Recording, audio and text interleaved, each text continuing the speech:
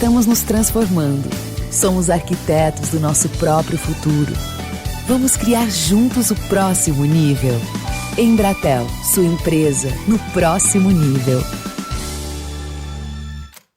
Então, de uma forma geral, os dados apresentados que foram avaliados até o momento, eles dão suporte para o registro do produto e não se vislumbra um risco à saúde da população relacionado aos dados faltantes até o momento, que seja superior à não utilização da vacina. Então, essa avaliação de benefício-risco ela é positiva.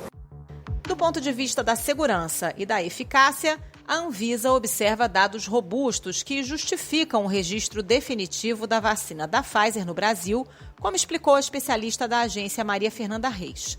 Essa é a vacina usada em países como Israel, que já aplicou em mais da metade da população e teve uma redução enorme nos casos graves de Covid.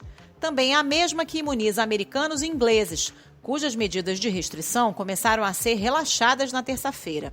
Mas aqui no Brasil, apesar do aval da Anvisa, o governo aponta obstáculos jurídicos para a aquisição do imunizante e não planeja seu uso até agora. O principal entrave, segundo o Ministério da Saúde, é que o laboratório não assume as responsabilidades jurídicas por eventuais efeitos adversos, que preocupam o presidente Jair Bolsonaro. Se você virar um jacaré, é problema de você, pô. Não vou falar outro bicho que eu pensar que falar besteira aqui, né?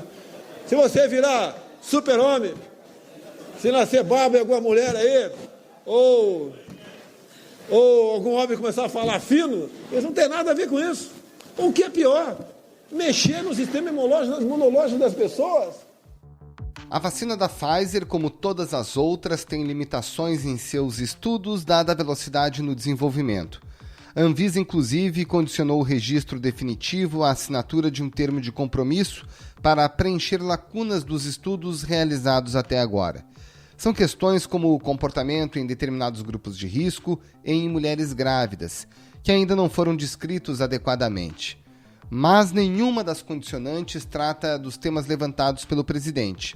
Os efeitos adversos são semelhantes aos verificados até agora nas outras vacinas com uso emergencial aprovado no país. Dor no braço, dor de cabeça, dor no corpo, como explicou o gerente-geral de medicamentos e produtos biológicos da Anvisa, Gustavo Mendes. Não observamos ali nenhuma reação que seja mais grave ou mais importante que a gente possa destacar. Ainda uma outra boa notícia. A própria Pfizer identificou que a vacina pode ficar armazenada em temperatura de 25 graus negativos, contra a temperatura em menos 70, inicialmente preconizada. Mas então por que, afinal, o governo resiste em negociar a compra dessa vacina? Como esses obstáculos podem ser superados? E de que forma esse imunizante poderá abastecer o mercado privado depois da vacinação dos grupos prioritários? Esses são os temas do Ao Ponto desta quarta-feira. Eu sou o Roberto Maltic, estou com a Carolina Moran e nesse episódio a gente conversa com o diretor executivo do Instituto Questão de Ciência, Paulo Almeida. Fique com a gente. Paulo Almeida, a Agência Nacional de Vigilância Sanitária aprovou o registro definitivo da vacina da Pfizer aqui no Brasil, só que a gente não tem acesso a essa vacina ainda. Tem um imbróglio jurídico, uma disputa entre o laboratório e o Ministério da Saúde. O que está pegando? Por que a gente não consegue ter acesso à vacina da Pfizer ainda? Bom, a resposta oficial que a gente tem do governo é que há um imbróglio jurídico, né? Então, que há algumas cláusulas que estão sendo exigidas, que são interpretadas pelo Ministério da Saúde como leoninas, como cláusulas exageradas, que aí eventualmente ferem até soberania nacional por conta da exigência de encaminhamento de dinheiro para um fundo para ressarcimento de potenciais danos às vítimas, entre outras coisas. Mas, na verdade, são cláusulas que são as mesmas internacionalmente, então para cima de 70 países aí já assinaram, estão em negociação para assinar esse mesmo termo de contrato. Então, o que existe de fundo aqui no Brasil, então, mesmo considerando que há diversas normas que foram criadas durante a pandemia, que são exceções a regras gerais, é que não há interesse mesmo do governo federal em adquirir essas doses específicas e muito por questão enfim, de interesses que a gente não conhece diretamente, mas que provavelmente estão relacionados a uma não crença tão grande na vacinação como principal meio de sair da pandemia. Então, caso houvesse essa preocupação, caso houvesse uma priorização de imunizantes vacinais já desde o início do planejamento de resposta vacinal à pandemia, a gente já teria fechado com muito mais fornecedores, e principalmente com esses fornecedores que a gente já sabe faz algum tempo que tem vacinas de qualidade muito boa, né, de muita excelência. Agora, Paulo, pelo que a gente percebe, o presidente Jair Bolsonaro teme essa tecnologia nova que tem o nome de RNA mensageiro. Nesse caso, a vacina leva para o nosso organismo uma cópia de parte do código genético do vírus. É uma espécie de mensagem, uma receita para que o nosso corpo produza uma proteína do vírus. A presença dessa proteína desencadeia a produção de anticorpos. Só que essa tecnologia, né, Paulo, já foi testada e está sendo usada em outros países. Parece, no entanto, que esse é o ponto que leva o presidente a questionar e barrar a compra, com o argumento de que não há responsabilização direta do fabricante de acordo com o contrato por eventuais efeitos colaterais dessa vacina. O quanto que esse argumento é plausível? Olha, tem algumas etapas de análise disso, né? Então, primeiro que o governo ele assumiu publicamente uma via de tratamento utilizando o kit COVID, né, de tratamento precoce, sem se preocupar muito com eventuais efeitos colaterais com quem se responsabilizaria também. Então, o governo oficialmente chancelou um tratamento que já era desde primeiros momentos da pandemia comprovadamente ineficaz e não estava tão preocupado com isso. Por um outro lado, o que existe no mundo e que começou nos Estados Unidos em relação à responsabilização por conta de efeitos colaterais de vacinas. Então, há algumas décadas nos Estados Unidos, de fato, existia a possibilidade de responsabilização das empresas farmacêuticas, e isso se mostrou desastroso por conta dessa ser uma operação muito arriscada para quem desenvolve fármaco, uma operação muito cara, muito arriscada, e responsabilizar os produtores levou, dentro da nossa história recente, a uma dificuldade de acesso a imunizantes. Então, por conta exatamente desse tipo de produção de fármacos ser uma coisa de grau muito alto de risco e do resultado ser algo que é muito importante para a sociedade, a saída americana foi criar um fundo federal exatamente para isso. Então, determinando que, desde que haja todos os testes necessários e que se passe pelas agências sanitárias, havendo eventual efeito colateral, é acessado esse fundo e não uma responsabilização jurídica direta das empresas. Então, isso inicialmente foi adotado pelos Estados Unidos, foi disseminado de maneira mais recente pelo resto do mundo, e o que é exigido dentro desse contrato é mais ou menos algo nesse sentido. Então, as fabricantes estão determinando que não haja essa responsabilização direta do fabricante, porque isso é um ônus excessivo, dado o entendimento melhor de políticas públicas já testadas.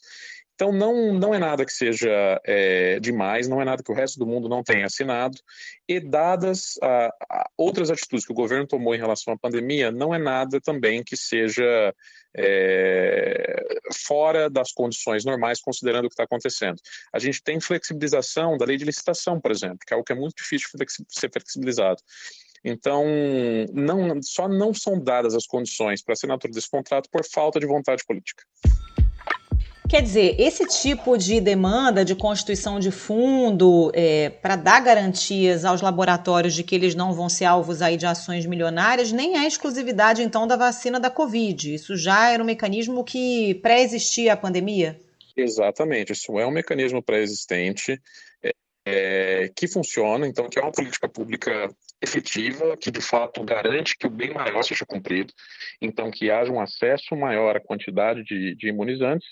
E tem uma outra coisa a ser levada em consideração. Então, nesse caso específico, já há algumas dezenas de milhões de pessoas vacinadas pelo mundo e nenhum efeito adverso gravíssimo e nenhuma morte decorrente por conta disso. Pois é, Israel já teve um efeito, né, que 60%, diminuiu em 60% a internação de idosos, né, com essa vacinação 3 semanas depois.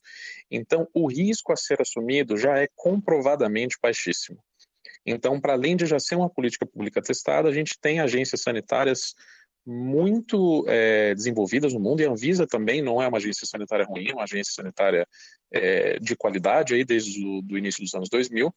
Então, o risco de fato, então não só o risco jurídico teórico, então o risco de mundo real, é baixíssimo. Então, cada vez mais se sustenta menos a posição de defender um preciosismo jurídico aí para impedir a aquisição de vacinas. E mais contraditório ainda é a gente já ter empenho de recursos públicos para aquisição da vacina indiana e da vacina russa aqui no Brasil, sendo que são vacinas que estão em condições muito mais precárias de informação, inclusive, do que a da Pfizer. Paulo, por qual razão a vacina de Oxford, embora tenha uma outra tecnologia bem diferente dessa do RNA mensageiro, mas que também lida com organismos geneticamente modificados, não enfrentou esse mesmo tipo de resistência que essa vacina enfrenta agora? De qualquer forma, quando envolve qualquer tipo de manipulação genética, e a da Oxford envolve também, apesar dela não ser a tecnologia igual a da Moderna e da Pfizer, a gente tem no Brasil uma etapa de análise de um órgão vinculado ao Ministério de Ciência e Tecnologia que chama CTN-Bio.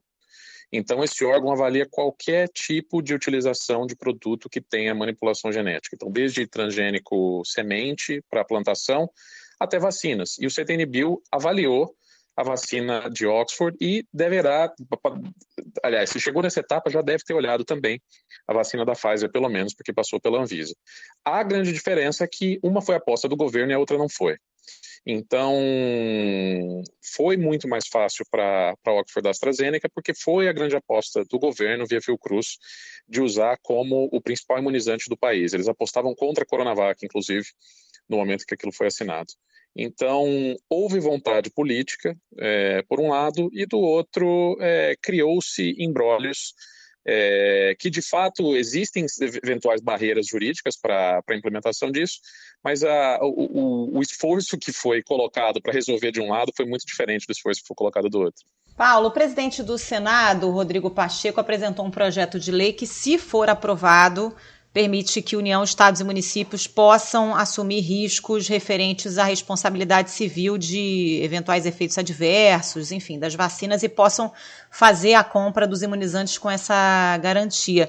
Isso muda alguma coisa do ponto de vista do arcabouço jurídico? Ou o próprio governo federal, o Ministério da Saúde, já poderia ter feito essa compra, independentemente de qualquer aprovação do Congresso? O governo federal já poderia ter feito isso. O que o Senado está fazendo é agindo no vácuo de ação do Ministério da Saúde e do governo federal.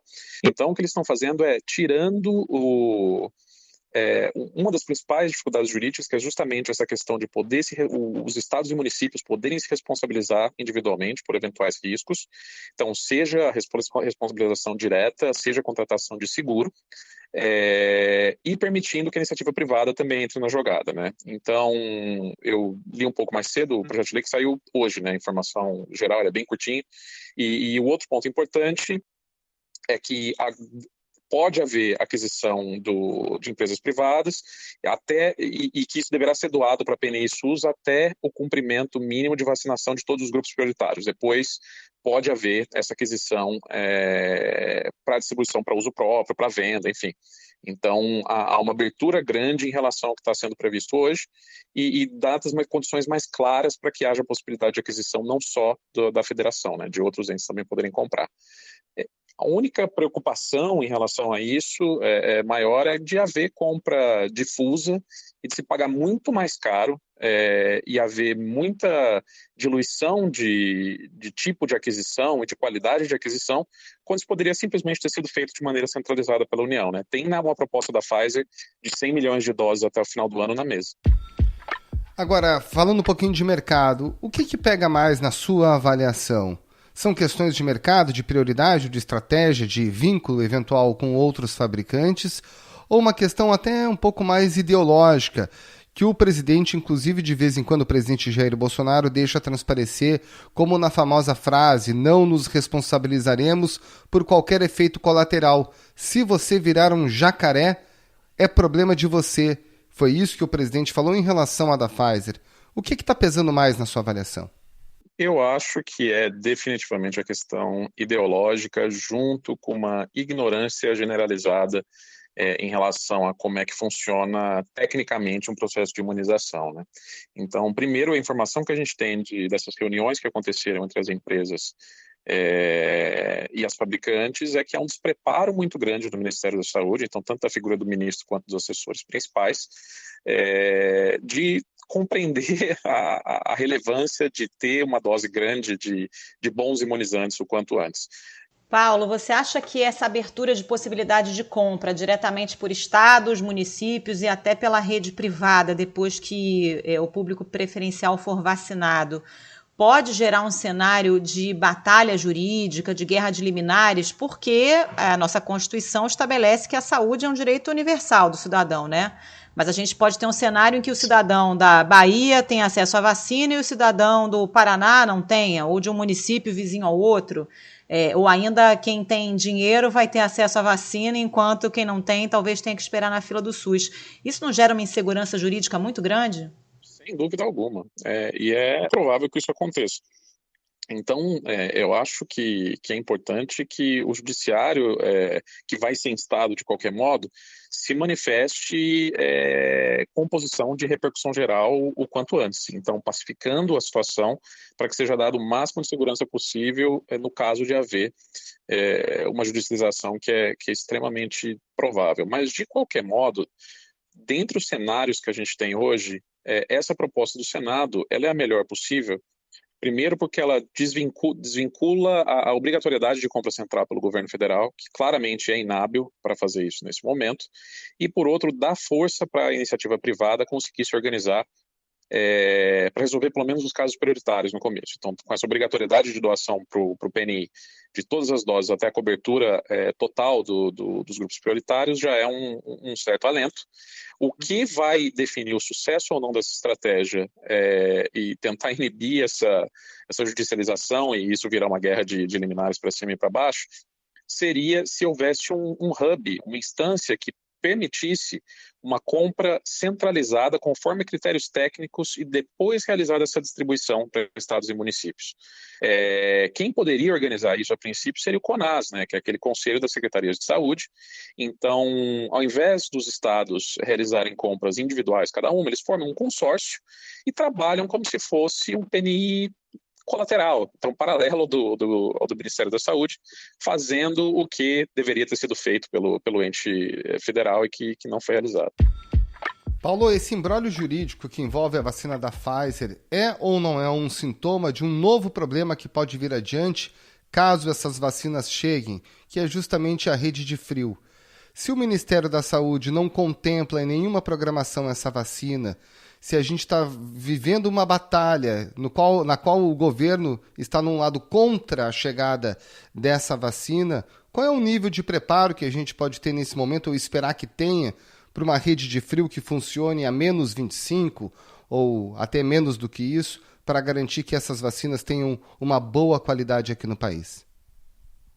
Bom, com a necessidade original, que era de ultracongelamento, né, de precisar de manutenção a menos 80, seria um pouco mais complicado.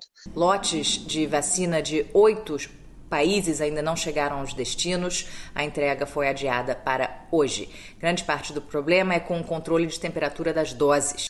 Mas, mesmo assim, a Pfizer já tinha se mostrado disposta a fazer um tipo de transporte para o Brasil de acomodação desse imunizante que conseguisse resistir aí por 1 ou 2 semanas. 1 ou 2 semanas, dentro de gelo seco, por exemplo, é algo bem razoável, principalmente se a gente aproveitar a Pfizer para imunizar grandes centros. Então, se você faz postos de vacinação centralizados em grandes capitais, mesmo com a necessidade dos freezers menos 80, seria possível de fazer isso, desde que houvesse um planejamento mínimo adequado, que é fornecimento, por exemplo, de gelo seco para transporte, que é algo relativamente tranquilo. Como há agora essa manifestação de que a vacina aguenta por mais tempo, até em temperaturas de menos 25, isso é uma temperatura de freezer comum. Então, não é uma temperatura que é muito complicada para realizar transporte, facilita ainda mais esse processo. Mas vamos dizer que mesmo assim, seja tomada alguma medida mais conservadora para a gente não arriscar perder dose, como a gente andou perdendo dose por descongelamento por aí. Se houver atendimento da vacina da Pfizer apenas para as capitais, já é um grande alento ao sistema. Se você centraliza, coloca esse posto de vacinação dentro de estádios, dentro de locais que acomodem uma vacinação ao ar aberto de uma quantidade significativa de pessoas, e há caminhos simples, já aproveitando a estrutura atual do SUS para resolver isso. Então, o que exige é planejamento, que infelizmente não está sendo realizado de maneira muito efetiva pelo governo federal, mas há condições. É um trabalho que, na verdade, o Ministério da Saúde deveria ter feito, né, Paulo? E a gente está vendo já as consequências dessa falta de centralidade no planejamento. Cada cidade organizou sua vacinação de um jeito. Tem município que já vacinou profissionais da saúde de várias áreas e de todas as idades, enquanto idosos estão aguardando ainda as doses. Em outros municípios já se avançou mais na vacinação dos idosos. Isso também pode virar um imbróglio jurídico. Tem cidade que vacinou os profissionais de educação física, né? Os psicólogos de consultório privado, gente que está muito distante da linha de frente e que não é grupo prioritário, enquanto idoso ainda está esperando na fila enquanto as doses vão acabando. A resposta da coordenadora do PNI foi horrorosa, falando que eles não entraram em muitos detalhes sobre como fazer essa decisão granular aí, em detalhes de quem receberia os imunizantes primeiro, porque cada município conhece sua realidade local, então teria autonomia para fazer essa definição, o que é um absurdo. É muito claro nacionalmente quais são os perfis de mais risco e de como que eles deveriam ter sido priorizados.